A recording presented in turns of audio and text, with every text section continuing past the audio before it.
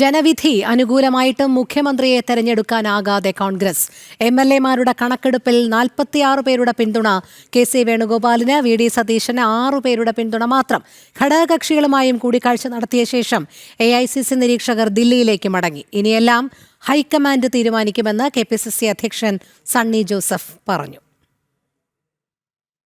AICC. നിരീക്ഷകരായ Mughal വാസനിക്കും Ajay മാക്കാനും ആദ്യം എംഎൽഎമാരുടെ അഭിപ്രായം തേടി. അതിൽ 46 പേരുടെ പിന്തുണ കെ.സി. വേണുഗോപാലിനാണ്. 9 പേർ രമേശ് ചെന്നിത്തലയും പിന്തുണച്ചപ്പോൾ വി.ഡി. സതീശനുള്ള പിന്തുണ കേവലം 6 പേർ മാത്രം. മുതിർന്ന നേതാക്കളും മുൻ കെ.പി.സി.സി. അധ്യക്ഷന്മാരും കെ.സി. വേണുഗോപാലിനായി വാദമുയർത്തിയെന്നാണ് വിവരം. അകത്ത് പിന്തുണ അറിയിച്ചവർ അത് മാധ്യമങ്ങൾക്ക് മുന്നിൽ പരസ്യമാക്കിയില്ല.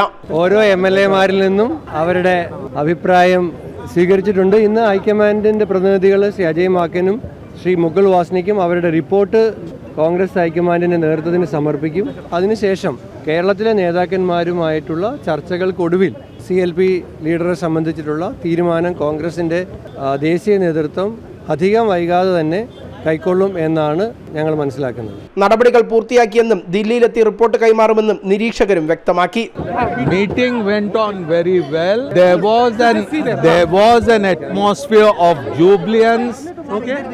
The remarkable victory, the historic victory which the people of Kerala have given to us, the Congress party and the entire UDF. It's a matter of great joy in this atmosphere that the meeting took place. ഇനിയെല്ലാം high command തീരുമാനിക്കുമെന്ന് KPCC. അധ്യക്ഷൻ Sunny Joseph. കോൺഗ്രസിൻ്റെ പുതിയ നിയമസഭാ കക്ഷി യോഗം KPCC. ഓഫീസിൽ ചേർന്നു. എംഎൽഎമാരായി തിരഞ്ഞെടുക്കപ്പെട്ട 63 പേരും പങ്കെടുത്തു.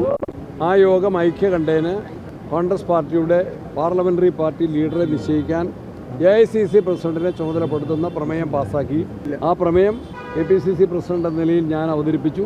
നിലവിലെ പ്രതിപക്ഷ നേതാവ് വി.ഡി. സതീശൻ ആ പ്രമേയത്തെ പിന്താങ്ങി. ഐക്യകണ്ഠേന ആ പ്രമേയം പാസ്സായി. അത് എ.ഐ.സി.സിക്ക് നൽകിയിട്ടുണ്ട്. അതിനെ തുടർന്ന് എ.ഐ.സി.സിയുടെ 2 ഒബ്സർവർമാരും ജനറൽ സെക്രട്ടറിയും എല്ലാ എംഎൽഎമാരെയും ഒറ്റയ്ക്ക് കണ്ട് അവരുടെ അഭിപ്രായങ്ങൾ ആരാഞ്ഞിട്ടുണ്ട്. ഹൈക്കമാൻഡ് ഉചിതമായിട്ടുള്ള തീരുമാനങ്ങൾ അറിയിച്ചിട്ടുണ്ട്. ലീഗ് അടക്കമുള്ള ഘടകകക്ഷി നേതാക്കളുമായി കൂടിക്കാഴ്ച നടത്തിയ ശേഷമാണ് എ.ഐ.സി.സി. നിരീക്ഷകർ ദില്ലിയിലേക്ക് മടങ്ങിയത്. ഞങ്ങളുടെ പാർട്ടിയുടെ ഒപ്പീനിയൻ പാർട്ടിയുടെ ഒപ്പീനിയൻ അവരോട് അറിയിച്ചു. അതിനി അവരുടെ ലീഡർഷിപ്പിനെ അറിയിച്ച് അവിടുന്ന് പിന്നെ എന്താ അതിൻ്റെ നടപടിക്രമം എന്നുള്ളത് ഞങ്ങൾ വെയിറ്റ് ചെയ്യാണ്.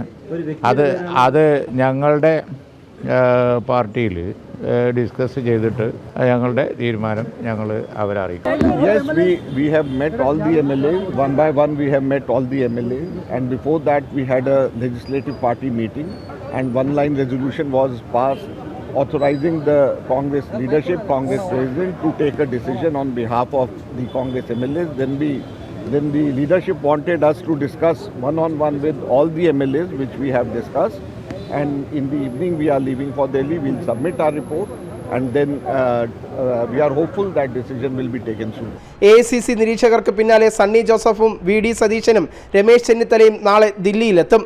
ഈ നേതാക്കളുമായി നടത്തുന്ന അനുനയ ചർച്ചകൾക്ക് ശേഷമായിരിക്കും കേരളത്തിലെ ഭാവി മുഖ്യമന്ത്രിയെ ഹൈക്കമാൻഡ് പ്രഖ്യാപിക്കുക.